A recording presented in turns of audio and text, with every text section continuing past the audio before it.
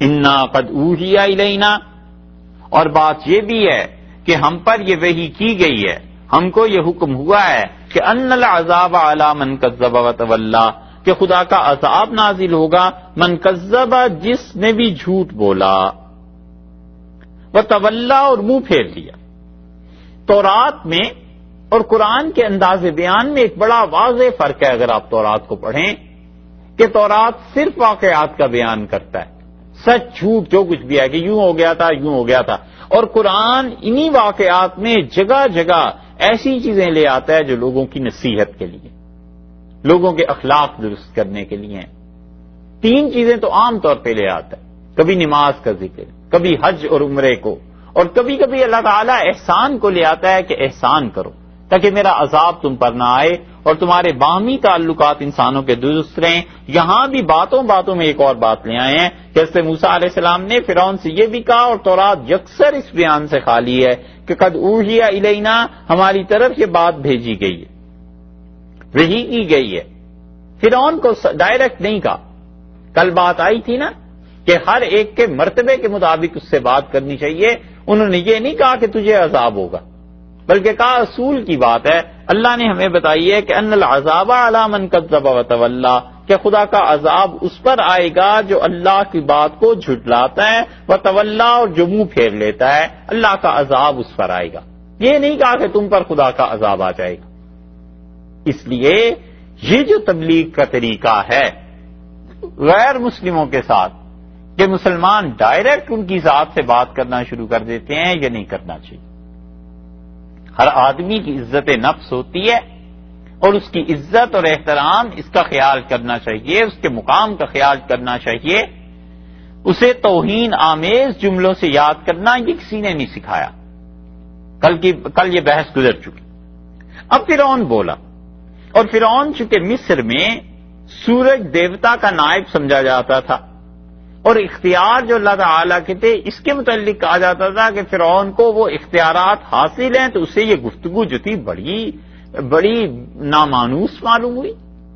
اس نے کبھی زندگی میں نہیں سنا تھا کہ اس کے اختیارات سے بڑھ کے بھی کسی کے پاس اختیارات ہیں، سوائے سورج کے کہ جسے وہ اپنا اصل خدا مانتا تھا، اور تو انہوں نے سنا کبھی نہیں تھا۔ اس کی حیرت اور تعجب سے کہتا ہے فَمَن رَبُّكُمَا يَا موسیٰ، اچھا پھر کون ہے تم دونوں کا صاحب، تم دونوں کا پروردگار کون ہے، تم دونوں کو پالنے والا کون ہے؟ حضرت موسیٰ علیہ السلام سے اور حضرت ہارون علیہ السلام سے پوچھتا ہے کہ تم دونوں کا پالنے والا کون ہے؟ میں اگر رب نہیں ہوں اور میرے اختیار اور خدائی نہیں ہے تو پھر تم بتا دو۔ قالا، بولے موسیٰ علیہ السلام، انہوں نے کہا ربنا الذی، ہمارا پروردگار وہ ہے، آتا کل شیء، جس نے ہر ایک چیز کو دی ہے، خلقہ، اس کی صورت۔ اللہ وہ ہے جس نے ہر ایک کو اس کی صورت عطا فرمائی ہے۔ پہلی بات تو یہ کہ کسی شخص کی صورت بھی اس کے بس کی بات نہیں ہے۔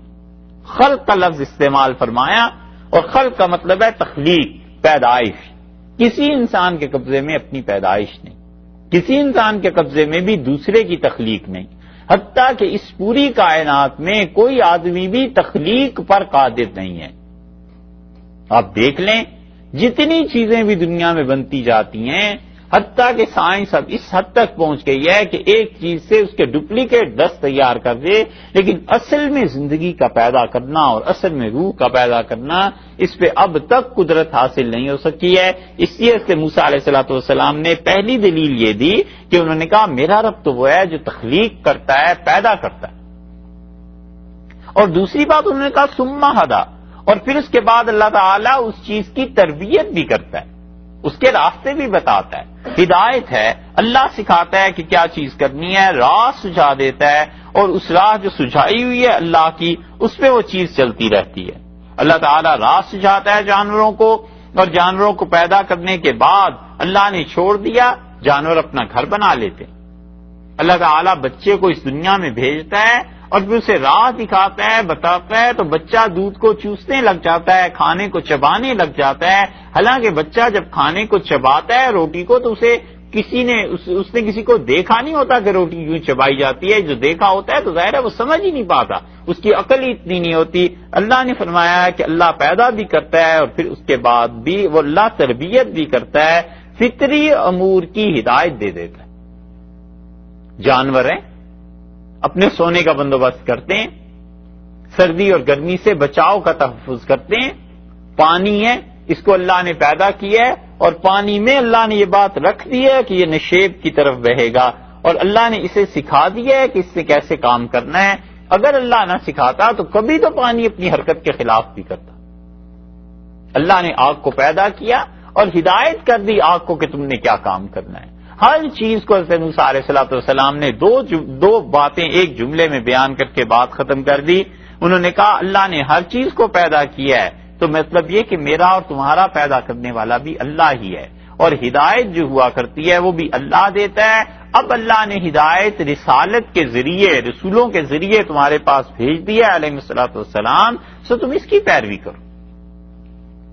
قالا، فرعون بولا اور کہنے لگا اچھا تمہارا دین اگر یہ ہے، فما، سو کیا ہوا، بال القرون الاولی، کیا حقیقت ہے، فما بالو، کیا حقیقت ہے، القرون، ان لوگوں کی، الاولی، جو پہلے گزر گئے۔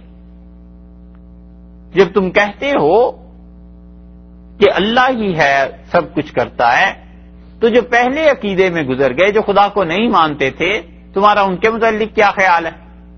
اب یہ پھنسانے والی بات کی نا سیاسی، کہ موسیٰ علیہ السلام اگر کہہ دیں کہ سب گئے جہنم میں، تو وہ لوگوں کو گئے تمہارے باپ دادا کو دیکھو یہ کیا کہہ رہا ہے، سب کو عذاب ہوگا، سب مارے گئے۔ تو اس نے یہ سیاسی سوال کر لیا، فما بال القرون الاولی، کہ وہاں کیا ہوگا۔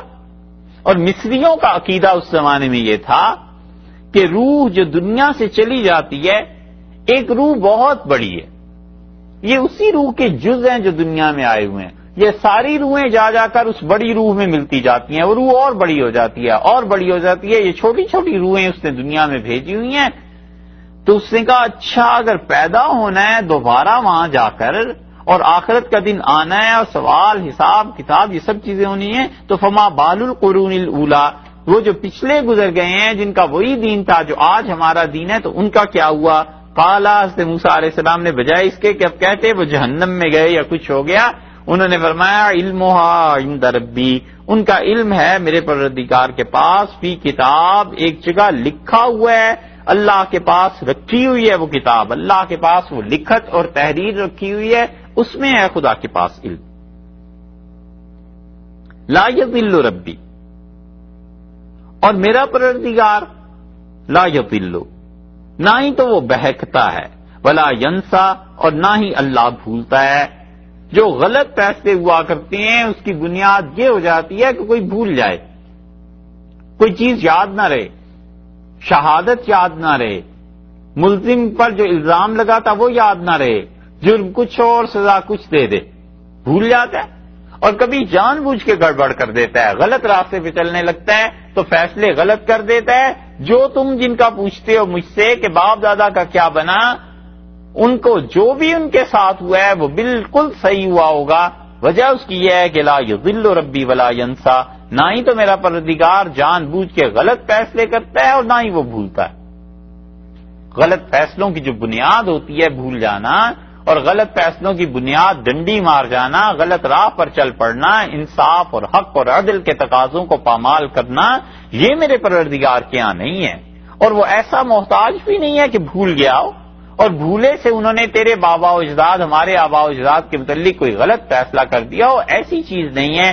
لا یضل ربی ولا ینسا، جو جس کے بارے میں فیصلہ ہوا ہے وہ ٹھیک ہوا ہے۔ حضرت موسیٰ علیہ السلام کے آبا و اجداد ایمان والے، توحید والے، ان کے متعلق بھی اللہ کا کوئی فیصلہ ہوا ہوگا، اور فرعون کے آبا و اجداد آخرت کے منکر اور اللہ کے منکر، ان کے متعلق بھی جو اللہ کا فیصلہ تھا، یہ سب فیصلے سچائی پر مبنی ہیں، کیونکہ میرا پروردگار نہ وہ بھولتا ہے اور نہ ہی وہ غلط راہ پر چلتا ہے۔ یہاں تک تو جملہ پورا ہوا موسیٰ علیہ السلام کا۔ اب دیکھیے اس سے ملا کر اللہ نے آگے یہ بات شروع کر دی، اور یہاں سے لے کے 53 نمبر آیت سے اگلی 3 آیات یعنی 53, 54, 55 اور 56 یہ چاروں آیات اللہ تعالیٰ کا اپنا کلام ہے. اللہ تعالیٰ ایسے ہی کرتے ہیں. اور یہ بہت بڑا فرق ہے تورات میں اور قرآن میں کہ تورات واقعات کو بیان کرتے جاتے ہیں. یہ واقعہ ہوا, یہ ہوا, یہ ہوا, یہ ہوا, اور قرآن میں اللہ تعالیٰ ان واقعات کے بیچ میں اپنا کلام داخل کر دیتا ہے تاکہ پڑھنے والے صرف ایک تاریخ کی خوش کتاب یا تر کتاب سمجھ کے نہ پڑھیں بلکہ جگہ جگہ انہیں علم ہوتا جائے کہ ہم نے اپنی زندگی بنانی کیسے. اب بات تو سے موسیٰ علیہ الصلوۃ والسلام اور فرعون کی ہو رہی ہے کہ ہوا کیا. دیکھیے اللہ نے درمیان میں کیا بات شروع فرما دی. اللہ نے فرمایا اچھا اس نے رب کا ذکر کیا ہے جو نہ بھولتا ہے نہ ہی وہ غلط راہ پر چلتا ہے. دیکھو رب کون ہے. الذی جعل لکم الارض مہدا, اللہ کی ذات تو وہ ہے لوگوں جس نے زمین کو تمہارے لیے بچھونا بنا دیا. زمین کو اتنا اچھا بنا دیا کہ تم اس پر لیٹ سکتے ہو, سو سکتے ہو, جیسے بستر ہوتا ہے ایسا بنا دیا. اس زمین میں ہی اللہ نے نمونے بنا دیے کہ ان نمونوں کو دیکھو جن پہ تم آرام نہیں کر سکتے. دلدل ہے, ریت جو ساحل پہ ہوتی ہے آدمی اس پہ بعض اوقات نہیں سو سکتا. پانی آیا اور نیچے سے مٹی کو ریت کو بہا کر لے گیا, کیسے آدمی اطمینان سے سو سکتا ہے. اسی طرح پہاڑ ہیں, اتنے پتھر اتنے پتھریلے ہوتے ہیں کہ آدمی ان پتھروں پر لیٹ نہیں سکتا. یہ دونوں نمونے خدا نے اسی زمین میں دکھا دیے کہ ساری زمین نہ پتھروں جیسی بن گئی, ساری زمین کو خدا نے دلدل بھی نہیں بنایا. زمین کا غالب اور اکثر حصہ اللہ نے ایسا بنا دیا ہے جس پہ لیٹ کے تم سو سکتے ہو. مہدن, تمہارے لیے بچھونا بنا دیا.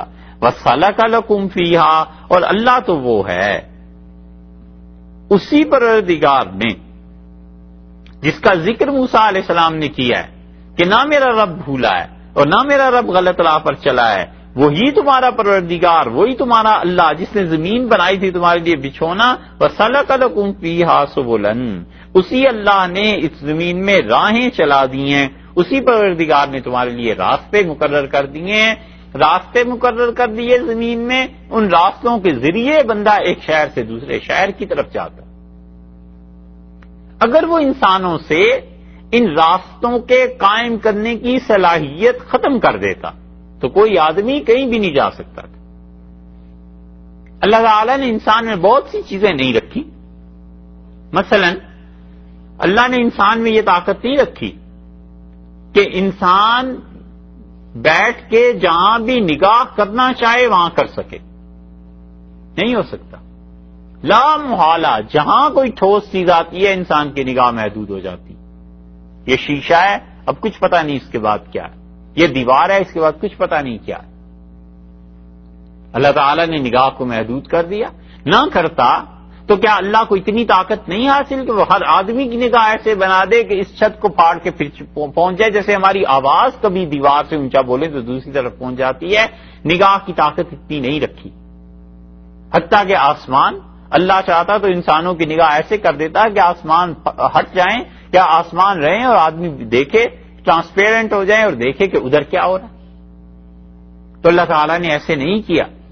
اسی طرح بہت سی چیزیں ایسی کہ اللہ تعالیٰ نے انسان میں وہ طاقت نہیں رکھی. خدا نے ہاتھی میں طاقت رکھی ہے کہ وہ اپنا پاؤں کسی پہ رکھ دے تو وہ تڑپ کے مر جائے. انسان کو اتنی طاقت نہیں دی, بچے کو اتنی طاقت نہیں دی. بہت سی چیزیں ایسی مثالیں پیش کی جا سکتی ہیں, سوچی جا سکتی ہیں. ایسے ہی اللہ اگر ایک یہ چیز نہ رکھتا انسان میں کہ وہ راستوں کو پہچانے تو پھر سارے کے سارے لوگ اپنے اپنے ملک کیا اپنے اپنی بستی اور گاؤں سے نہ نکل سکتے, گھر سے نہ نکل سکتے, پتہ ہی نہ چلتا راستہ کدھر. یہ ہے اللہ کی چیز کہ اللہ نے فرمایا سَلَكَ لَكُمْ فِيهَا سُبُلًا. اللہ نے وہ اللہ تمہارا پروردگار جس نے زمین میں تمہارے لیے راستے مقرر کر دیے ہیں. راستوں کو دیکھ کے ایک شہر سے دوسرے شہر, ایک ملک سے دوسرے ملک اور سمندر کراس کر کے پہنچتا ہے. اور اب تو ہواؤں میں راستے مقرر کر دیے پروردگار نے. شہد کی مکھی جیسے راستوں پہ چلتی ہے نا ہواؤں میں, اسی طرح ہوا میں راستے اللہ نے آخر کسی کی جی میں تو ڈالا ہوگا کہ اس طرح ہواؤں میں راستے ہیں. اس کے ذہن میں ایک کلو خدا نے دے دیا, آگے انسان نے اس بنیاد پہ ترقی کر لی. اللہ تعالیٰ نے فرمایا وہ تو وہ ذات ہے وَأَنزَلَ مِنَ السَّمَاءِ مَاءً, اور اللہ کی ذات ہے جس نے اوپر سے پانی نازل کیا, اوپر سے تمہارے پاس پانی بھیجا. یہ سب چیزیں اللہ نے کی. اس پانی کو دیکھو، کتنی بڑی نعمت خدا نے تمہارے لیے پیدا کی ہے۔ پیاس مر جاتا ہے آدمی سے اگر انسان کے پاس پیاس کی سیرابی کا سامان نہ ہو۔ اسی طرح دنیا میں اصل میں زندگی پانی سے ہے۔ قرآن نے خود بھی اس 9ویں پارے میں بتایا ہے وَجَعَلْنَا مِنَ الْمَاءِ كُلَّ شَيْءٍ حَيٍّ، اللہ نے فرمایا ہم نے ہر چیز کو پانی سے زندہ رکھا ہے۔ پانی ہے جو اصل میں زندگی کی بنیاد ہے۔ یہاں پر فرمایا ہم اسے نازل کرتے ہیں، فَأَخْرَجْنَا، سو ہم نے پیدا کیا، بِهِ، اس کے ساتھ۔ یہ جو لفظ ہے نا فَأَخْرَجْنَا بِهِ، اچھا پہلے آگے دیکھتے ہیں۔ فَأَخْرَجْنَا، ہم نے پیدا کیا ہے، بِهِ، اس پانی کے ساتھ، أَزْوَاجًا، طرح طرح کی، مِن نَبَاتٍ، سبزے، شَتَّى، بھانت بھانت کے مختلف سبزیاں ہم نے پیدا کی۔ اس فَأَخْرَجْنَا بِهِ میں اللہ نے کمال کیا ہے کہ دو چیزوں کا جمع فرما دیا، بتایا کہ پانی کے ذریعے سبزیاں پیدا کی، مختلف سبزیاں، مختلف چیزیں تم دیکھتے ہو، ہر آدمی جانتا ہے کتنی قسم کی سبزیاں ہیں۔ پھر پانی کے ذریعے سبزیاں الگ پیدا ہوتی ہیں، گھاس الگ پیدا ہوتی ہے، درخت الگ پیدا ہوتے ہیں، پھل الگ پیدا ہوتے ہیں، اتنی چیزیں۔ دو لفظ فرما دیے فَأَخْرَجْنَا بِهِ، ہم نے نکالا ہے، ہم نے کیا ہے، تو تخلیق کی نسبت اپنی طرف کر دی کہ ہم چاہیں تو کریں، ہم نہ چاہیں تو نہ کریں۔ اور دوسری طرف اسباب کو بھی لے آئے کہ بہی، اس پانی کے واسطے سے ہم نے کیا ہے۔ تو معلوم ہوا کہ کائنات میں جتنی بھی چیزیں پائی جاتی ہیں، ایک تو ہمارا چاہنا شرط ہے سب سے بڑی کہ ہم چاہیں گے، اور دوسرے پھر ہم اسباب کے ذریعے دیتے ہیں۔ دیکھو پانی کے بغیر بھی ہم پیدا کر سکتے تھے، لیکن تمہیں سکھانا ہے کہ اسباب کے بعد اس کے نتائج مرتب ہوا کرتے ہیں۔ پانی کے ذریعے سے یہ چیزیں ہم نے پیدا کی ہیں، چاہتے تو بغیر اس کے بھی کر لیتے، لیکن نہیں، یہ دنیا اسباب کا سائیکل ہے، دائرہ ہے، بس اسی میں رہنا ہے اور اسباب کے ساتھ چلنا ہے۔ ہم نے یہ چیزیں پیدا کی ہیں اور پانی کے ذریعے کی ہیں، من نبات شتّی، نباتات میں اور مختلف چیزیں، بھانت بھانت کی چیزیں اللہ نے بنا دی۔ مصر زرعی ملک تھا نا، اللہ تعالیٰ نے اس کے متعلق گویا فرما دیا کہ زراعت جتنی مصر میں ہے یہ سب کی سب ہم نے بھیجی ہے۔ کلو ورعو، اور کھاؤ پیو، اور ورعو، چراؤ، انعامکم، اپنے چوپایوں کو، تم خود بھی کھاؤ اور اپنے چوپایوں کو بھی چراؤ، یہ اللہ تعالیٰ نے فرما دیا۔ اور اگر اسے مصر کے متعلق لے لیا جائے تو مصر میں تو بڑے گلہ باندھ تھے، مصر تو مشہور تھا اس کے لیے کہ وہاں پر جانور ہوتے ہیں، بڑے بڑے گلے ہوتے ہیں، اور وہاں سے گوشت بھیجا جاتا ہے اور گوشت کے کاروبار ہوتے ہیں وہاں، یا پھر پوری دنیا کے لیے کہ بتا دیا کہ اپنے جانوروں کو کھلاؤ، اس کی غذا بھی ہم نے پانی کے ذریعے پیدا کر دی، تم خود بھی کھاؤ پیو، ان چیزوں کو بھی پیدا کر دیا۔ ان فی ذالک، اور اس پیدائش میں، لآیات، بڑی نشانیاں۔ کس پیدائش میں؟ اوپر سے دیکھیے، اس آیت کے شروع سے، اس سے بھی پچھلی آیت سے کہ ان فی ذالک لآیۃ، اس میں بڑی نشانی ہے۔ کس میں؟ زمین کی پیدائش میں کہ بچھونا بنا دیا، راستے وہ تمہارے لیے مقرر کر دیے، اوپر سے پانی نازل کر دیا، تیسری چیز۔ چوتھی چیز، پانی کے ذریعے ہم نے مختلف قسم کی سبزیاں بنا دی۔ پانچویں چیز، تم جن سے کھاتے ہو ہم نے یہ دے دیا۔ ورعو انعامکم، اور اپنے جانوروں کو جو کچھ کھلاتے ہو، یہ اتنی مختلف چیزیں پیدا کی ہیں۔ بہت سی چیزیں ہیں جنہیں انسان کھاتا ہے، جانور نہیں کھا سکتا، اور جانور کھاتا ہے، انسان نہیں کھا سکتا۔ کانٹے ہیں، کیسے اونٹ چر جاتا ہے، کھا جاتا ہے، انسان نہیں کھا سکتا کانٹوں کو۔ گھاس ہے، گھاس عام جو ہوتی ہے انسان نہیں کھا سکتا، جانور کھا لیتے ہیں۔ پھر جانوروں میں کس میں بنا دی؟ کچھ گوشت کھا لیتے ہیں اور کچھ سبزی نہیں کھا سکتے، اور کچھ سبزی کھاتے ہیں گوشت نہیں کھا سکتے۔ یہ ساری چیزیں اللہ نے فرمایا بڑی نشانی ہے، لِأُولِي النُّہَىٰ، ان لوگوں کے لیے جو لوگ عقل رکھتے ہیں۔ اس سے معلوم ہوتا ہے کہ یہ جو لوگ سوچتے رہتے ہیں نا، اس کائنات کے اسرار پر غور کرتے ہیں اور ان کے ذریعے اللہ تک پہنچتے ہیں، خدا نے ان کی تعریف کی ہے۔ لِأُولِي النُّہَىٰ، ان لوگوں کے لیے بڑی نشانیاں ہیں ہماری پہچاننے کی، پتے ہیں ہمارے، پتہ جیسے کسی کے گھر کا مل جاتا ہے تو آدمی ایڈریس لے کے اس کے پتے پہ پہنچ جاتا ہے۔ اللہ نے فرمایا یہ میرے پتے ہیں، ان کے ذریعے تم مجھ تک پہنچ سکتے ہو۔ یہ ان لوگوں کے لیے ہیں جن کے پاس عقل ہے۔ نوحا کا لفظ جو ہے نوحیا کی جمع، جیسے غرف، عربی میں استعمال ہوتا ہے، اور اس کی جمع ہے غرفہ. غرف کہتے ہیں کمرے کو، غرفہ جمع.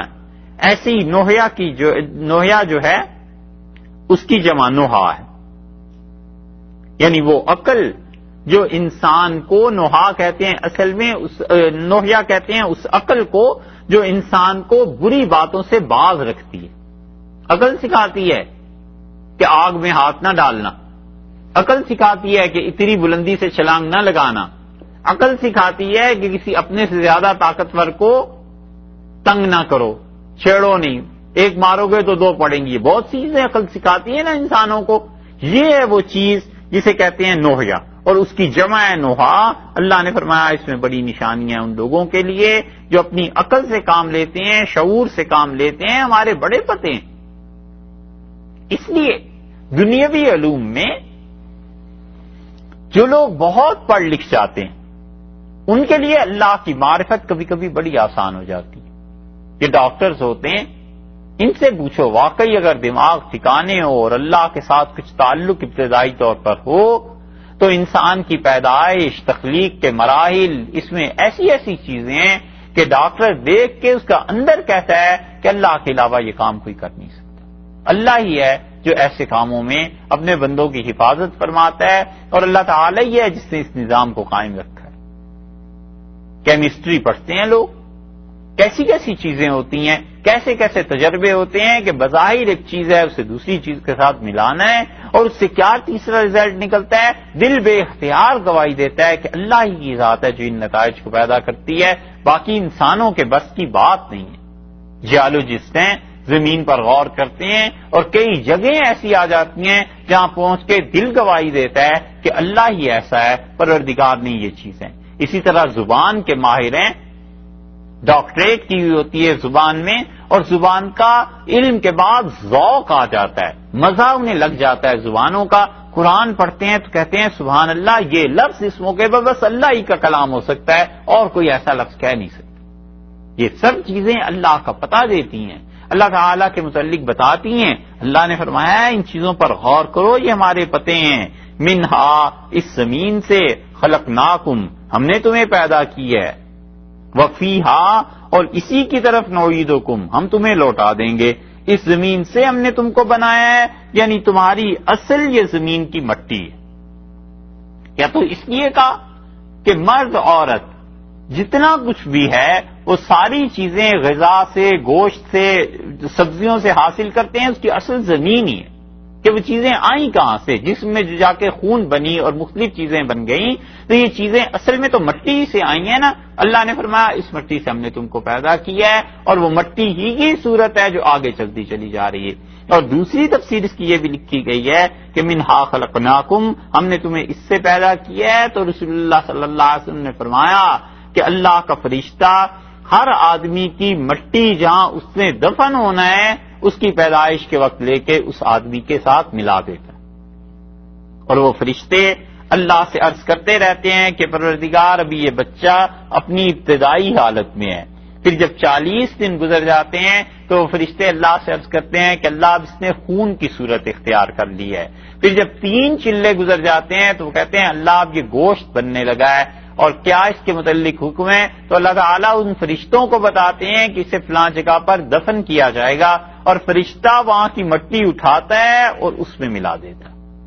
اور رسول اللہ صلی اللہ علیہ وسلم نے اسی لیے دوسری روایت میں فرمایا، آپ نے کہا پھر تم میں سے جس انسان کی موت کسی جگہ پہ آنی ہوتی ہے، اچانک اسے اس زمین میں کوئی کام پڑتا ہے اور وہ وہاں چلا جاتا ہے اور اللہ کے فرشتے اس کی جان وہاں نکال لیتے.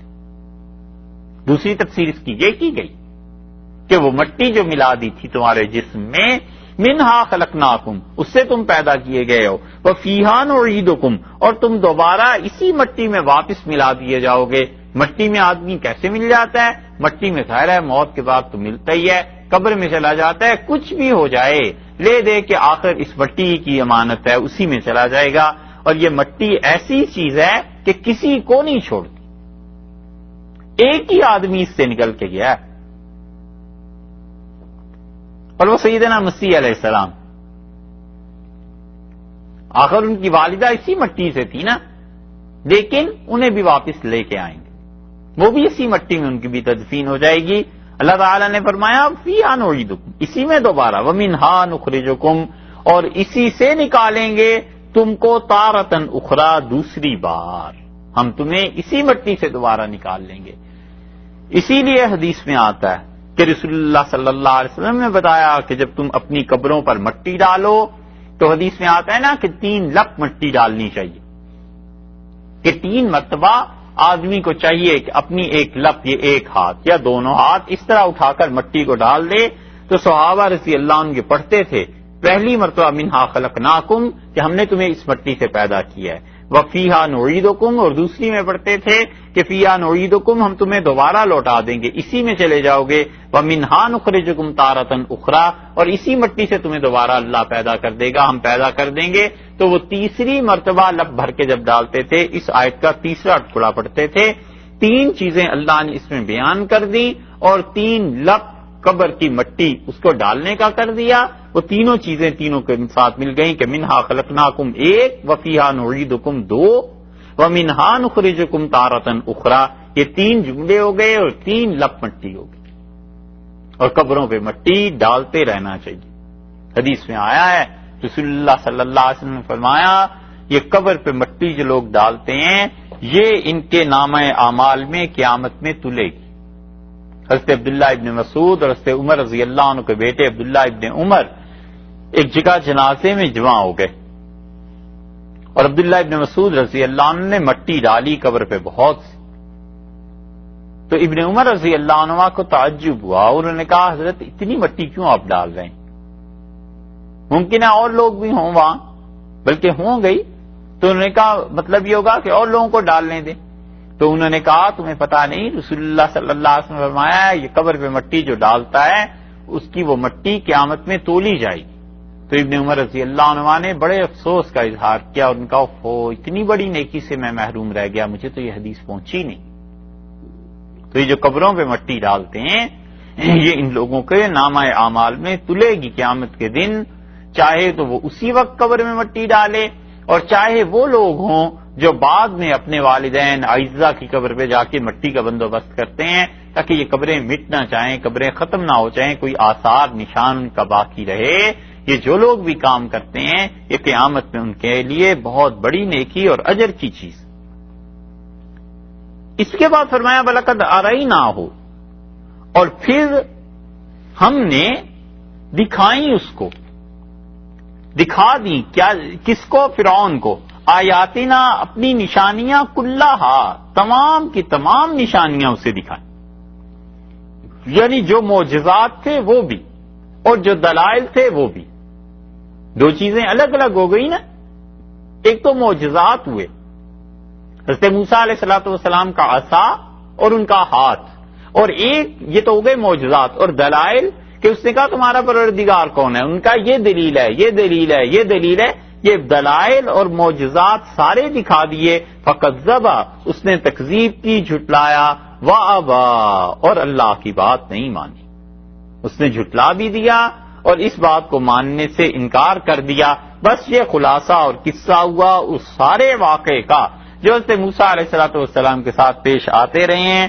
قال اجئتنا، اور بولا فرعون اور کہنے لگا اجئتنا، تو ہمارے پاس لایا ہے، یعنی یہ معجزہ، یہ سانپ، یہ جو چیزیں ہیں اور یہ جو لاٹھی ہے، لتخرجنا من ارضنا، تاکہ تو ہمارے ملک سے ہمیں نکال دے، بسحرک یا موسیٰ، اے موسیٰ علیہ السلام، یہ جادو جو ہے نا تمہارے پاس، تم چاہتے ہو اس جادو کے زور سے ہماری مملکت پہ قبضہ کر لو، ہماری حکومت ہتھیا لو اور ہمیں مصر سے نکال دو. ایک تو یہ بڑی مصیبت ہے کہ جتنے بھی حکمران ہوتے ہیں ہر چیز کو اس اینگل سے دیکھتے ہیں کہ اس کی زد ہماری حکومت پہ کتنی جا کر پڑے گی. بس حکومت کسی طرح بچی رہے، چاہے اس کی پاداش میں رعایا تباہ ہو جائے اور چاہے اس کے عوض میں ملک ڈوب جائے، کسی طرح اس کا نام، اس کی حکومت قائم رہے. اب حضرت موسیٰ علیہ السلام کی مراتب روحانیہ کو وہ کیا سمجھتا؟ ان کے علوم عالیہ، ان کا مرتبہ جو اللہ کے یہاں ان کی قدر و منزلت تھی، جو معجزات تھے جو اللہ تعالیٰ نے ان کے لیے دکھائے تھے، ان سب چیزوں کو چھوڑ کے وہ خود چونکہ جادو میں مبتلا تھا نا اور ان چیزوں پر یقین رکھتا تھا، اس لیے اس کی زیادہ سے زیادہ اپروچ اور انتہا یہی تھی کہ یہ سب چیزیں جادو اس لیے ہے کہ حکومت مصر مجھ سے چھن جائے، مملکت مجھ سے چھن جائے، میری حکومت کے درپے ہو گئے ہیں۔ تو کہنے لگا جئتنا لتخرجنا من ارضنا بسحرک یا موسیٰ، اے موسیٰ علیہ السلام، یہ سب کچھ اس لیے ہے کہ تو اپنے جادو کے زور سے مجھے میرے ملک سے نکال دے ہم لوگوں کو۔ یہی بات اس نے خود کہی اور یہی پٹی جا کر اس نے پڑھائی، لتخرجنا، ہمیں نکال دے، من ارضنا، ہماری مملکت سے، مصر سے۔ اپنے وزیروں کو بھی جا کر یہی پٹی پڑھائی کہ دیکھو وہ تو ایسی چیز لے کے آیا ہے، وہ چاہتا ہے کہ حکمرانی چھن جائے اور قبطیوں کی بجائے بنی اسرائیل کی حکومت قائم ہو جائے۔ فلناتینک، سو کیا ہوگا؟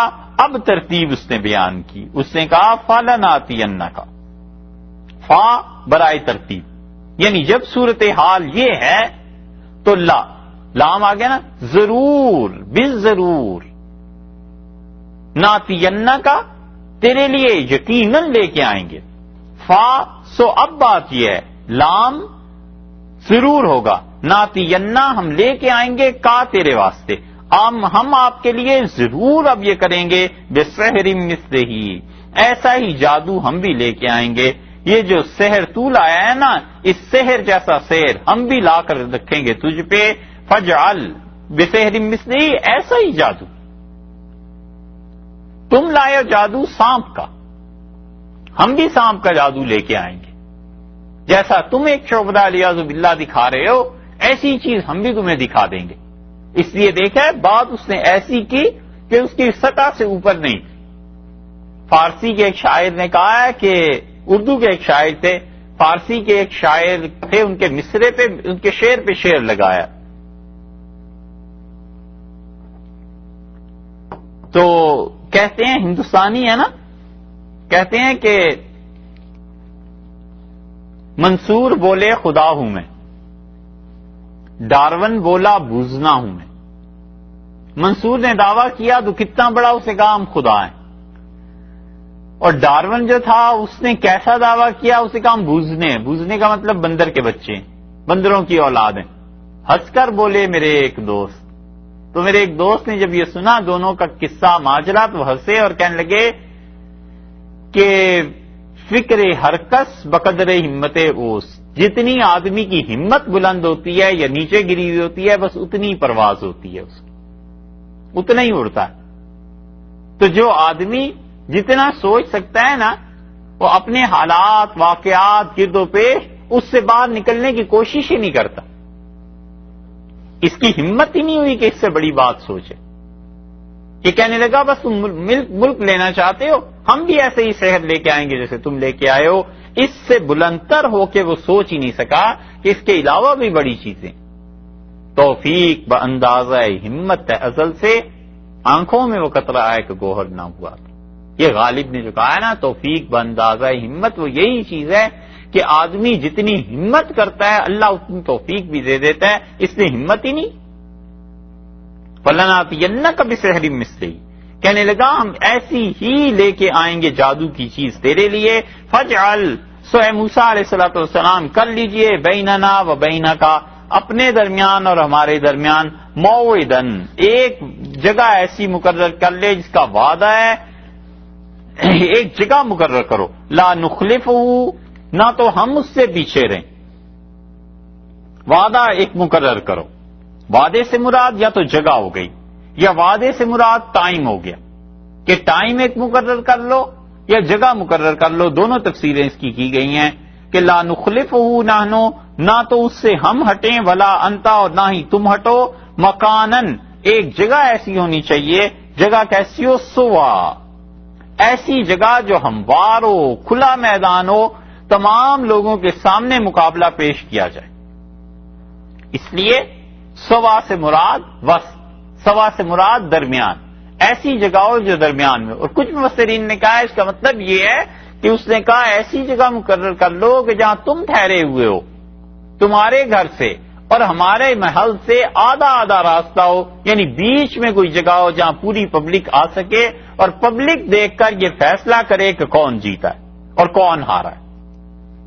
بادشاہ جو ہوتے ہیں بس ڈیموکریسی نے اتنی راس آتی ہے کہ وہ کہتے ہیں کہ اتنی جمہوریت بس رہے کہ اب جمہوریت میں لوگ ہمارے حق میں مظاہرے کرتے رہیں. تو یا تو ڈکٹیٹر ہو کوئی آرمی کا وہ ایسی بات کہے، اور یا وہ بادشاہ کہے جس کو پورا یقین ہوتا ہے کہ اب تو پبلک نے میرے ہی حق میں ووٹ دینے ہیں، تو اس لیے اس نے کہا اس طرح کرو، ایک جگہ مقرر کر لو اور عوام دیکھیں گے اور فیصلہ ہو جائے گا ہمارے حق میں یا تمہارے حق میں. بظاہر کتنی عدل اور انصاف کی بات کر رہا ہے. اگر اسے بھنک بھی پڑ جاتی کہ میرے ساتھ کیا ہونا ہے اور جادوگروں کو جن کو بلا رہا ہوں ان کی وجہ سے کیا ہو جائے گا، تو کبھی بھی اس مقابلے کی طرف نہ آتا. ہموار میدان یا وہ میدان جو دونوں طرف سے نصف پر واقع ہو، آدھے آدھے پہ واقع ہو. بلا انت مکانن سوا، اور کہنے لگا کہ اچھا ایک جگہ وقت مقرر ہو جائے. قال موعدکم، حضرت موسیٰ علیہ السلام بولے، اور انہوں نے کہا تمہارے ساتھ وعدہ ہے وقت کا یا جگہ کا. دونوں مراد یہاں لی گئی ہیں کہ یا تو یہ وقت ہے یا جگہ ہے. قال موعدکم، انہوں نے کہا تمہارے ساتھ وعدہ ہے یوم الزینہ. اس سے معلوم ہوتا ہے کہ یہ دونوں وعدے تھے. یوم الزینہ دربار کا دن، یوم الزینہ جشن کا دن، یوم الزینہ میلے کا دن. عید مناتے تھے نا، اور ایک جگہ ان کی تہذیب میں آیا کہ 12 عیدیں مناتے تھے. جوئش انسائکلوپیڈیا میں اس کی تفصیل دیکھیں تو 12 عیدیں مناتے تھے. ہر مہینے کوئی نہ کوئی جشن ہوتا رہتا تھا. حکومتیں یہی کیا کرتی ہیں کہ عوام بے وقوف بنتے رہیں. کوئی جشن منا دیا، کوئی جشن بہاراں ہو گیا، کوئی نیو ایئر ہو گیا، کبھی کچھ ہو گیا کبھی کچھ ہو گیا، تاکہ پبلک ان میں الجھی رہے اور اصل مسئلے کی طرف آئے نہ. اور بعض کہتے ہیں کہ یہ مصری جو تھے 2 عیدیں مناتے تھے سال میں، ایک مارچ میں ایک اگست میں. یعنی نیا سال جب شروع ہوتا تھا تو یہ کہتے تھے کہ اب عید شروع ہوئی ہے. اور یہ عید ان کی ایرانیوں سے ملتی جلتی تھی. ایران اور مصر یہ دونوں تہذیبیں ایک دوسرے سے متاثر تھیں. ان کی دوستیاں بھی رہیں، ان کی دشمنیاں بھی رہیں، یہاں تک کہ ان کی جنگیں جب ہوئی ہیں تو ایرانی حکمرانوں نے شکست کھائی اور مصریوں کے سر منگا کے دیکھے. انہوں نے کہا کچھ لاشیں جو ادھر رہ گئی ہیں بھاگ تو آئے ہو لیکن لاشیں لے آؤ. تو انہوں نے کہا مصریوں کے سر پہ گرز ہم مارتے تھے اور مرتے نہیں تھے. سر کی ہڈی ٹوٹ جاتی تھی، گرتے تھے، تڑپتے تھے، مرتے نہیں تھے، اور وہ گرز جو تھے ہمارے سر پہ لگتے تھے تو ہمارا تو بھیجا کھل جاتا تھا. ایرانیوں نے کہا یہ وجہ کیا ہے؟ تو اس پہ تحقیق کی ایران کے بادشاہوں نے اور پتا چلا کہ مصری سر پہ مالش کرتے ہیں تیل کی، اس لیے ان کی ہڈیاں مضبوط ہو جاتی. اور ایرانی بہت نازک تھے تو وہ اپنی نزاکت کی وجہ سے اپنے سر میں تیل نہیں لگاتے تھے. یہ تاریخ میں لکھا ہے. اللہ جانے کیا چیزیں تھیں، خدا ہی جانتا ہے، مرکب کے سارے.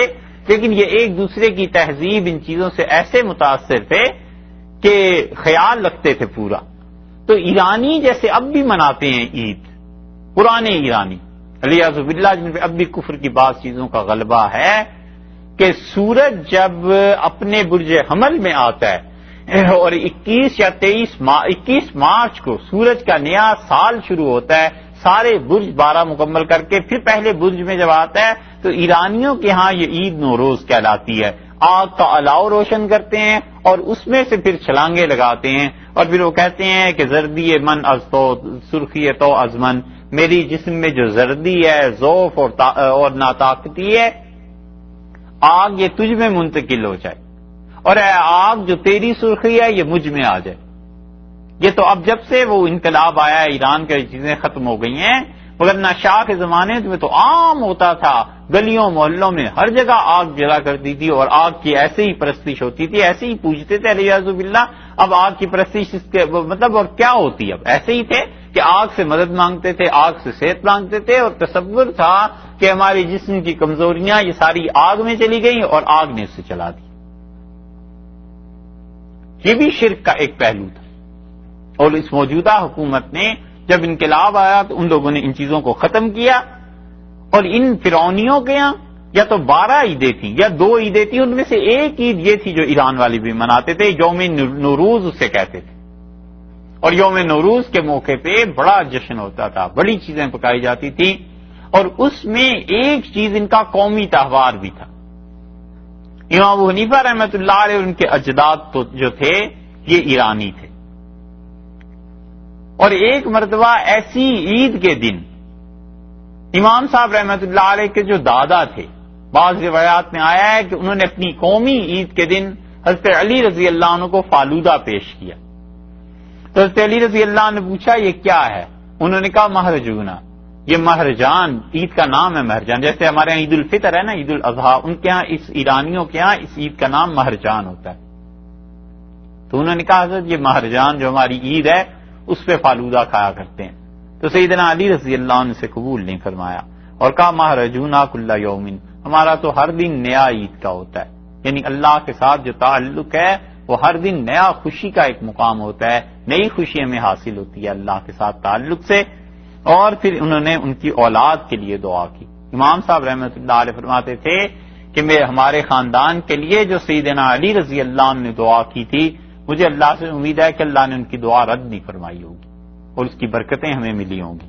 تو اس لیے اس نے کہا فرعون نے کہ دیکھو ایک دن مقرر کر لو۔ سیدنا موسیٰ علیہ الصلوۃ والسلام نے کہا موعدکم یوم الزینہ، تمہارے اور ہمارے درمیان عید کا دن ہے، میلے کا دن ہے، وَأَن یحشر الناس، اور وہ یہ ہے کہ جمع کر لے، یحشر الناس ضحیٰ، دن چڑھے لوگوں کو جمع کر لے، یعنی دن جب ذرا سا چڑھ جائے تو دنگل میں مقابلہ چونکہ دونوں طرف سے ہوگا اور ہارنا تو کسی نہ کسی کو ہے ہی، تو یہ چاہیے کہ جشن کا دن مصر کی شہر میں مقرر کر لیا جائے، یا بعض نے یوم الزینہ کی تفسیر کی ہے کہ فرعون کی سالگرہ کا دن،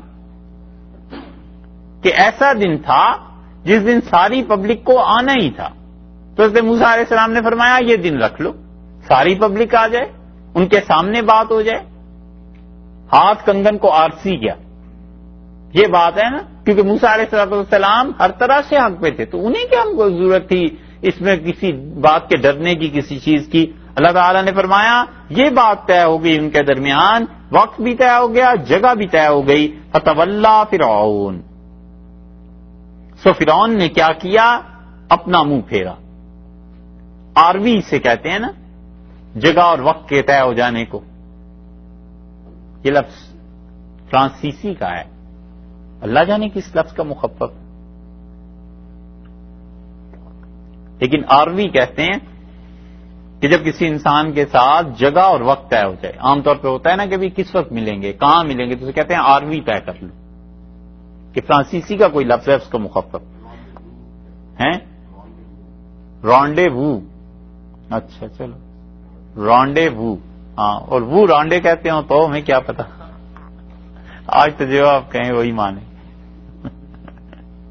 ٹھیک ہے بھائی، یہ یہاں بھی استعمال ہوتا ہے،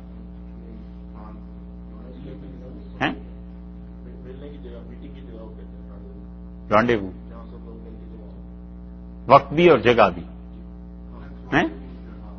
رانڈے وو یہ انگلش میں بھی ہوتا ہے، اچھا اچھا، فرانسیسی سے آیا، ٹھیک ہے، ہم نے نسب صحیح نکالا۔ تو انہوں نے کہا یہ جگہ طے کرو، اب پہلے بتا دیتے آپ لوگوں کو پتا ہے، تو یہاں ہم ایک ہی لفظ کہتے ہیں کہ آروی مقرر کرو۔ وَإِن يُحْشَرَ النَّاسُ ضُحًى، اس نے موسیٰ علیہ السلام نے فرمایا کہ اچھا بھی اس طرح ہو جائے گا کہ لوگوں کو جمع کر لیا جائے، لوگ بھی جمع ہو جائیں گے، دن چڑھا ہوگا، اور ضحیٰ کا لفظ عربوں کے ہاں بھی استعمال ہوتا ہے، وہ وقت جب سورج اتنا بلند ہو جائے کہ چاشت کا وقت آ جائے، ضحوہ کبریٰ، سورج کے نصف النہار سے کچھ 2 گھنٹے پہلے، 10 بجے جیسے، گرمیوں میں 9 بجے واضح طور پہ سورج چمکنے لگے اور لوگ جمع ہو جائیں۔ فتولی فرعون نے منہ پھیرا، چل پڑا۔ کہاں چل پڑا؟ فرعون دربار میں تھا، یہاں سے واپس پلٹا محل کو۔ اس سے معلوم ہوتا ہے جانا بھی اس کا بڑا شان کا ہوا ہوگا، جو قرآن نے اس کو بھی بیان کیا ہے۔ فتولی فرعون نے کیا کیا؟ الٹا پھر گیا۔ فجمع کیدہ، اور اس نے اپنے سارے داؤ اکٹھے کر لیے، جادوگروں کو بلایا، جو سحر کرنا تھا اس کے آلات جمع کیے، جو چیزیں منگانی ہوں گی وہ منگا لی۔ ظاہر ہے کہ ایسے جشن کے موقع پہ کھانا پینا یہ سب لوازمات ہوں گے۔ فجمع کیدہ، اللہ نے فرمایا سارے داؤ اس نے اکٹھے کر لیے، ثم اتا، اور پھر وہ مقابلے کے لیے آیا، پلٹا ہے وہ، اور پلٹ کے سارے داؤ اکٹھے کر لیے کہ کوئی حسرت باقی نہ رہ جائے، کوئی کمی باقی نہ رہ جائے۔ اللہ کا ایک ایسا بندہ جس کا مصر میں کوئی ٹھکانہ نہیں ہے، اور اللہ کا ایک ایسا بندہ جس کے ساتھ بظاہر کچھ بھی نہیں ہے، اور وہ ٹکر کس سے لے رہا ہے؟ فرعون جیسی بڑی طاقت سے، جس کے پاس بظاہر دنیاوی اسباب سامان سب کچھ موجود ہیں۔ یہ ہے نبوت کا حوصلہ، اور یہ ہے رسالت کا مقام کہ اللہ پر اتنا اعتماد اور بھروسہ۔ اب یہ سب آ گئے، آمنے سامنے بیٹھے ہیں، فرعون بھی آ گیا، اپنے ماننے والوں کو بھی لے آیا، دو پارٹیز ہو گئیں، تیسرے لوگ جمع ہو گئے، چوتھے موسیٰ علیہ السلام آ گئے اور ان کے ساتھ ماننے والے آ گئے۔ یہ 5 الگ الگ ہیں، 2 افراد ہیں اور 2 جماعتیں ہیں ایک دوسرے کے مقابلے میں، اور تیسری بہت بڑی جمع غفیر اور اجتماع اور عوام اور مخلوق ہے، خلقت خدا ہے، سب کے بیچ میں کھڑے ہو کے قال لهم موسیٰ، موسیٰ علیہ السلام نے مخاطب کیا ساحرین کو، ان کو جو جادوگر تھے، اور ان سے کہا ویلکم، ارے بربادی، کم بختی تمہاری، لا تفتروا علی اللہ کذبا، دیکھو اللہ پر جھوٹ نہ بولو۔ معلوم ہوتا ہے کہ موسیٰ علیہ السلام نے پورا واعظ کیا ہوگا، اور اللہ تعالی نے ایک جملہ جو بہت ہی زیادہ تھا، یہ جس جملے کا اثر ہو گیا تھا خاص طور پہ جادو کرنے والوں میں، اسے نقل فرما دیا اور فرمایا ویلکم لا تفتروا علی اللہ کذبا، تمہاری کم بختی آئی ہے، اللہ پر بہتان نہ لگاؤ، اللہ پر جھوٹ نہ بولو، میں یہ جو معجزات لے کے آیا ہوں یہ اللہ ہی کی طرف سے ہیں، اللہ ہی نے مجھے بھیجا ہے، ہارون کو بھی اللہ ہی نے نبوت دی ہے علیہ السلام، اور اسی طرح اللہ ہی نے ہمیں کہا ہے کہ ہم اس بنی اسرائیل کی آزادی کے لیے جدوجہد کریں، اللہ ہی کے کہنے پہ ہم توحید کی بات کر رہے ہیں، اور تم لوگ جو کہہ رہے ہو فرعون کے کہے میں آ گئے ہو، اور تم لوگ جو ہمیں جھٹلا رہے ہو، تو ویلکم لا تفتروا علی اللہ کذبا، کم بختی ہو جائے گی تمہاری، دیکھو بالکل ایسے نہ کرو کہ اللہ پر جھوٹ بولو، فیسحتکم بعذاب، وگرنہ یہ ہو جائے گا پھر جھوٹ بولنے کی صورت میں یسحتکم، اللہ تعالیٰ تمہیں کھپا دے گا، بے عذاب، کوئی عذاب بھیج، خدا کا عذاب آ جائے گا۔ اللہ پر جھوٹ باندھتا ہے وہ کبھی بھی صحیح راہ نہیں پاتا، تم خدا کے عذاب میں پکڑے جاؤ گے، ہماری بات مانو، اللہ کی توحید کو مان لو، ہمارا مقابلہ کرنے سے کچھ فائدہ نہیں۔ وقد خوابا، اور بلا شبہ برباد ہوا، من افترا، جس آدمی نے جھوٹ باندھا، اللہ پر بہتان باندھا، وہ آدمی کبھی بھی اپنے مقصد کو پورا نہیں کر سکتا، وہ آدمی کبھی بھی اپنی مراد میں کامیاب نہیں ہو سکتا۔ اس میں بڑی نصیحت ہے ان لوگوں کے لیے جو اللہ کا نام جھوٹ کے لیے استعمال کرتے ہیں کہ انہیں اپنے مقصد میں کامیابی نہیں ہوتی، اور یہ ان لوگوں کے لیے بڑی نصیحت ہے جو اللہ کے نام کی جھوٹی قسمیں اٹھاتے ہیں، کیونکہ کسی سے قسم کھانا اسے اعتبار دلانا ہے نا۔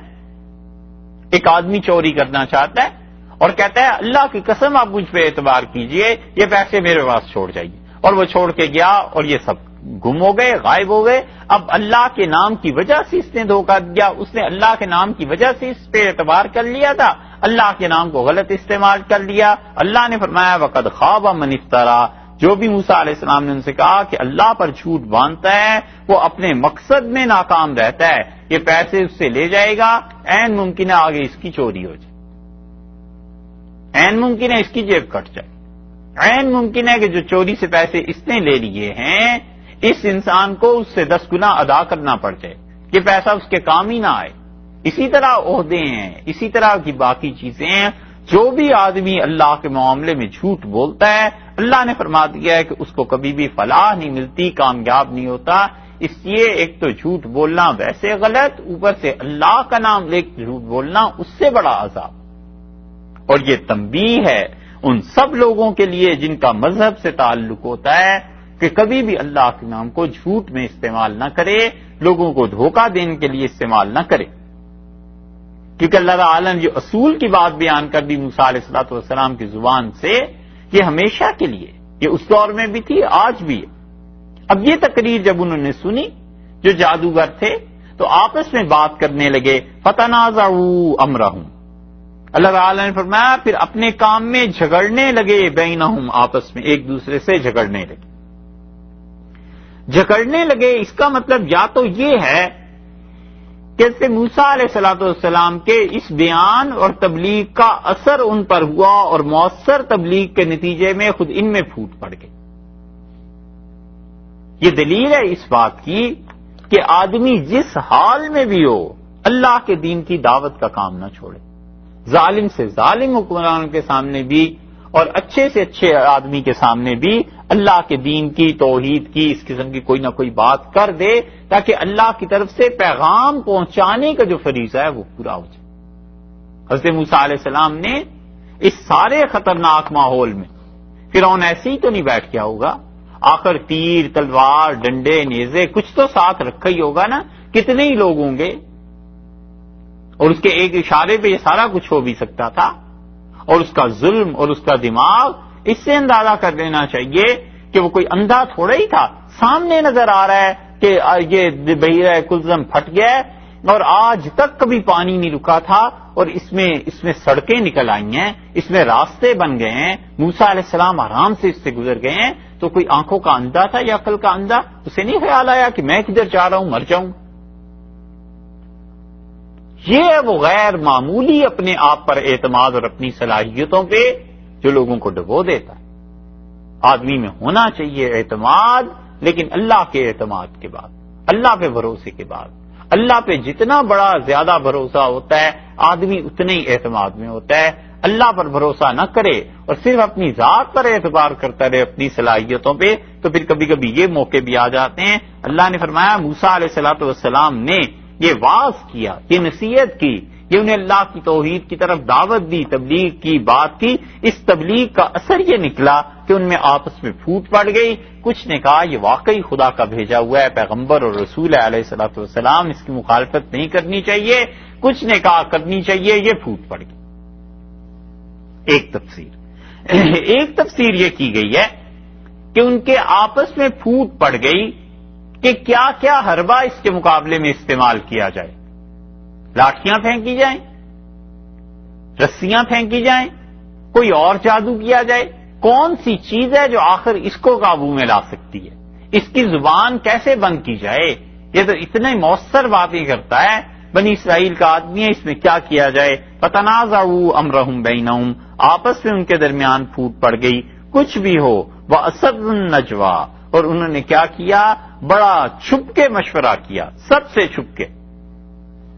جو مفسرین اس طرف گئے ہیں کہ وہ کہتے ہیں کہ تبلیغ کی وجہ سے پھوٹ پڑ گئی، تو وہ کہتے ہیں واسروا النجوى، انہوں نے فرعون سے چھپ کر مشورہ کیا کہ ہمیں تو انہیں ماننا ہی ماننا ہے، یہ تو اللہ کے پیغمبر ہیں علیہ السلام، اور یہ آدمی جادوگر نہیں ہو سکتا، جادو ہماری دیکھی بھالی چیز ہے، زندگی اس میں گزری ہے، یہ آدمی جو کچھ کہہ رہا ہے نا یہ جادو نہیں۔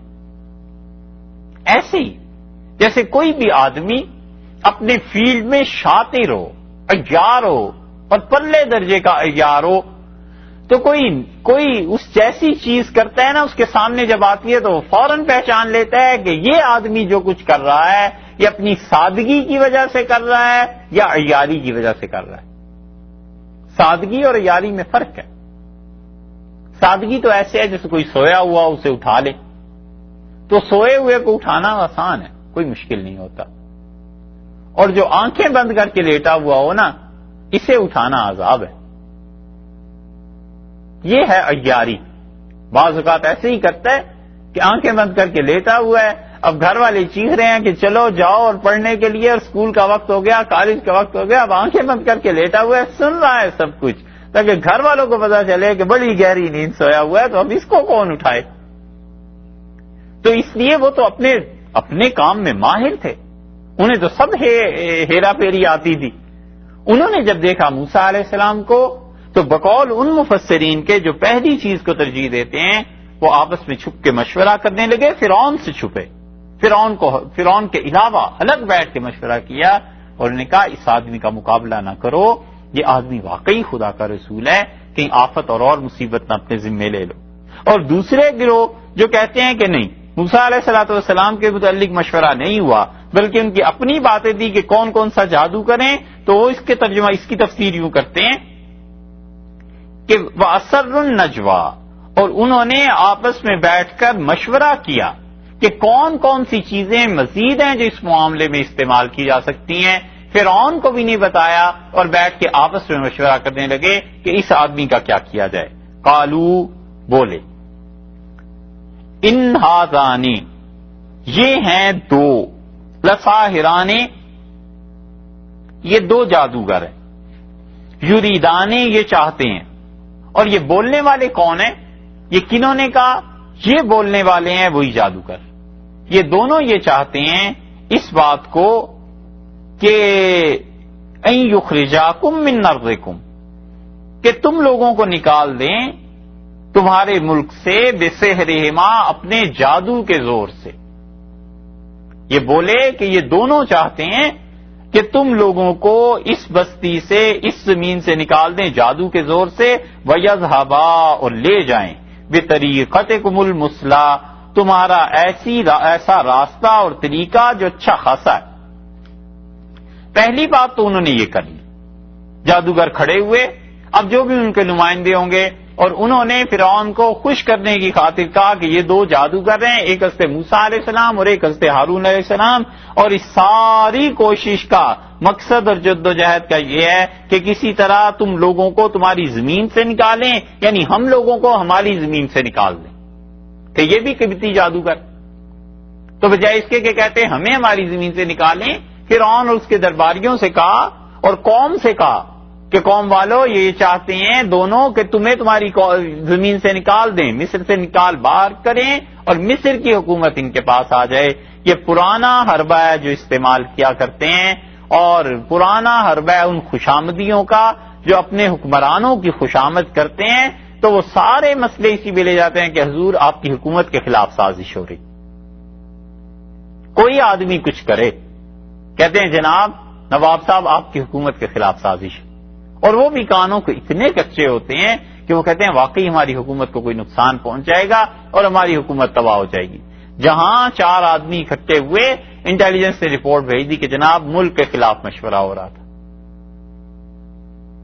اور اتنے زیادہ ظالم ہوتے ہیں کہ اینٹی گورنمنٹ اور اینٹی اسٹیٹ میں بھی فرق نہیں کرتے. کہتے ہیں ملک توڑ دیں گے، یہ نہیں کہتے کہ جناب آپ کی حکومت کے خلاف، کہتے ہیں جی ملک کے خلاف مشورہ ہو رہا تھا. انہوں نے بھی یہی کہا نا کہ تمہارے ملک سے تمہیں نکال دیں گے. یہ نہیں کہا کہ فرعون کے خلاف یا کسی کے خلاف، کہا تمہارے ملک سے نکال دیں گے، تمہیں ملک ہی چلا جائے گا.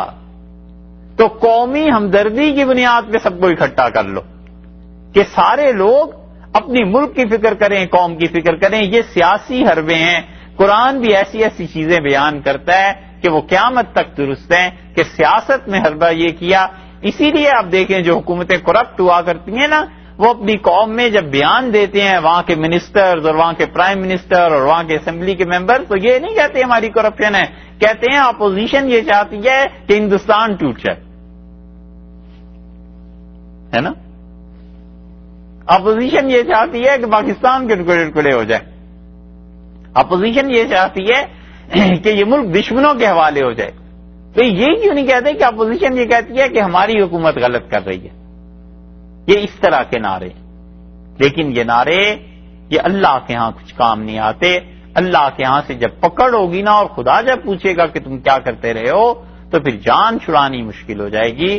اللہ کے ہاں تو ایسا عدل کا نظام ہے کہ رسول اللہ صلی اللہ علیہ وسلم نے فرمایا قیامت میں ایک مسلمان حکمران پیش کیا جائے گا اور اللہ تعالیٰ اس سے پوچھیں گے کہ میں نے تو تمہیں یہ حکم دیا تھا کہ 99 کوڑے مارنا نہ 100 مارنا، تو تم نے 99 کیوں مارے تھے؟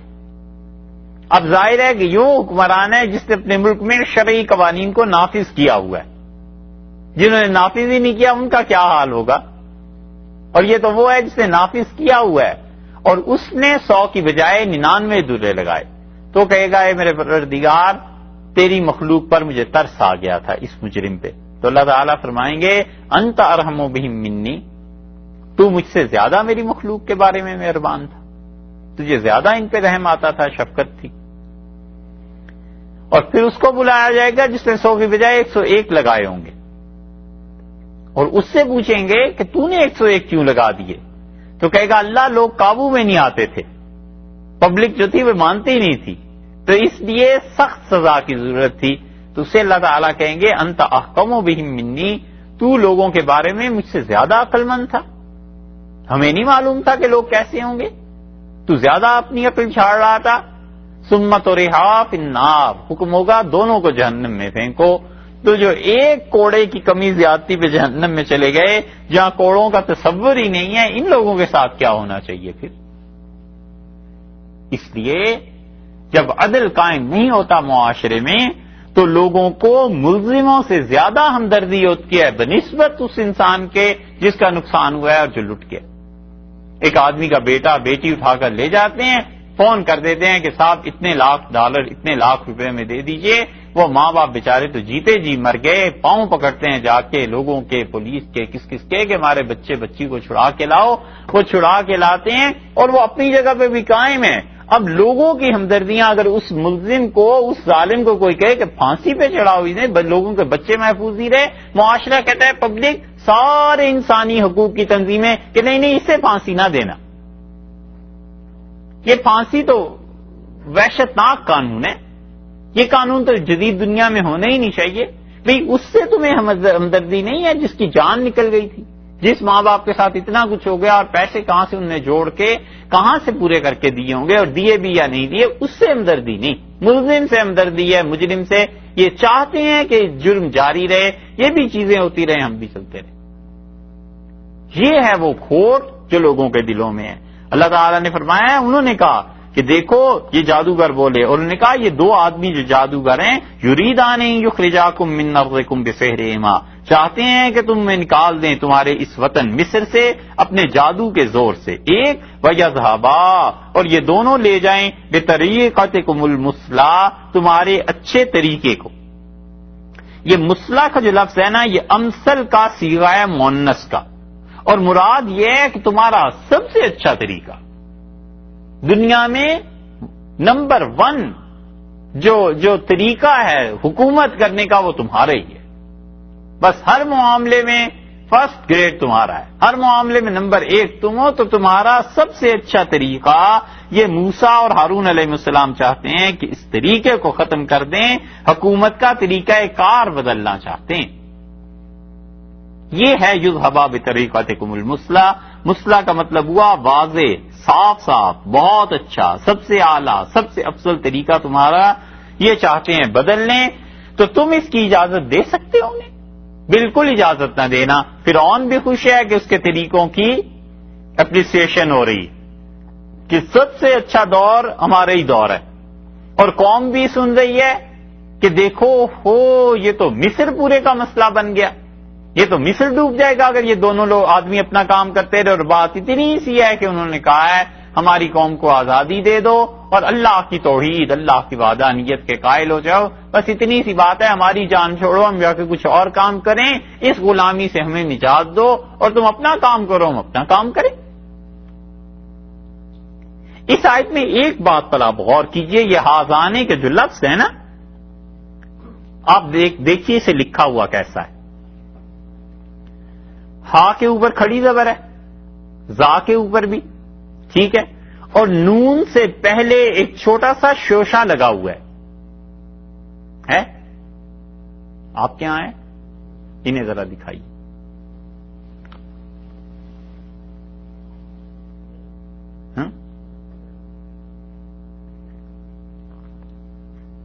ہے آپ کے پاس؟ دیکھیے، ہے نا، یہ ہے رسم عثمانی، اور وہاں جو نہیں لگا ہوا تو وہ انہوں نے غلط کام کیا ہے، رسم عثمانی پہ نہیں لکھا اس قرآن کو، کہ آپ کو بھی پتا چل جاتا ہے۔ ان ہازانی یہ ہے، آپ کیا ہیں؟ نون سے پہلے چھوٹا سا ایک شوشا ہے۔ یہ ایک قرات ہے جسے ہم پڑھ رہے ہیں نا، امام حفص رحمۃ اللہ علیہ کی قرات کہ ان ہازانے نہیں ہیں یہ دو، ہاذا کی تسنیہ ہوگا، ہاذا ہازان۔ اچھا، اسی میں حضرت عثمان اور حضرت عائشہ اور امیر المومنین خود عثمان رضی اللہ عنہ جو پڑھتے تھے وہ، اور سے عائشہ رضی اللہ عنہ اور حسن بصری اور ابراہیم نخعی اور سعید ابن جبیر رحمۃ اللہ علیہ، یہ سارے حضرات کی قرات میں آتا ہے، وہ اسے پڑھتے تھے ان ہاذین، ہا پر بھی زبر، زال پر بھی کھڑی زبر، اور یہ جو شوشہ ہے اس کے نیچے دو نقطے، ان ہاذین، یہ وہ یوں پڑھا کرتے تھے۔ یہ دوسری قرات بھی متواتر ہے جو رسول اللہ صلی اللہ علیہ وسلم پہ نازل کی گئی ہے، اس کا بھی انکار کفر ہے۔ دیکھا آپ نے؟ اب اسے آپ ہاذانے بھی پڑھ سکتے ہیں اور ہاذینے بھی پڑھ سکتے ہیں، بشرطے کہ نون سے پہلے وہ شوشہ ہو، ہے نا، کہ اس کے نیچے جا کے دو نقطے لگ جائیں گے تو ہاذینے ہو جائے گا۔ اسی لیے ہاذانے کو لکھا کیسے گیا یہ بھی غور کر لینا چاہیے۔ اس لیے ہم کہتے ہیں کہ قراتیں ساری کی ساری اس رسم الخط پہ جمع ہوتی ہیں جو رسم الخط حضرت عثمان رضی اللہ عنہ کا تھا، جس پہ قرآن لکھوایا گیا تھا، اور اسی لیے یہ طے شدہ بات ہے کہ رسم عثمانی، خط عثمانی کے علاوہ قرآن کا لکھنا حرام، جائز نہیں۔ اس لیے جو لوگ سمجھتے ہیں کہ قرآن کریم بس صرف ٹھیک ہے ایسے ہی پڑھ لینا ہے، یہ بات نہیں، قرآن کے ساتھ بڑے سارے علوم وابستہ ہیں، یہ پورا ایک علم ہے کہ کون سا حرف کیسے لکھا گیا تھا، اس میں کون سی قرات ہے جو کیسے پڑھی جا سکتی ہے، اس میں کیا اضافہ ہے، کیا کمی ہے، کیا چیز ہے اور کیا چیز نہیں، یہ پورے کا پورا ایک علم ہے۔ اور قرآن نے اس پہ کتابیں لکھی ہیں کہ خط عثمانی کیا چیز ہے، رسم عثمانی کیا چیز ہے، سیدنا عثمان رضی اللہ عنہ نے کس طرح اسے لکھوا کر پوری دنیا میں بھیجا تھا۔ خیال آیا جی؟ اس لیے بار بار کئی مرتبہ مثالیں آ رہی ہیں کہ پچھلے سال تو اس لیے نہیں دی کہ وہ نئی نئی باتیں تھیں، اب آپ تھوڑے سے کچھ بڑے ہو گئے یا ہم بڑے ہو گئے، ہم نے بھی سیکھا ہے، تو یہ چیزیں آپ کے ذہن میں رہیں۔ قالوا ان ھذان لساحران یریدان یخرجاکم من ارضکم، انہوں نے کہا، جادوگروں نے تقریر کی اور انہوں نے کہا یہ دو جادو والے ہیں آدمی، یہ دونوں چاہتے ہیں کہ تم لوگوں کو اس مصر سے نکال دیں بسحرہما، اپنے جادو کے زور سے، ویذھبا بطریقتکم المثلی، اور جو تمہارا حکمرانی کا بہت اچھا طریقہ ہے اسے ظاہر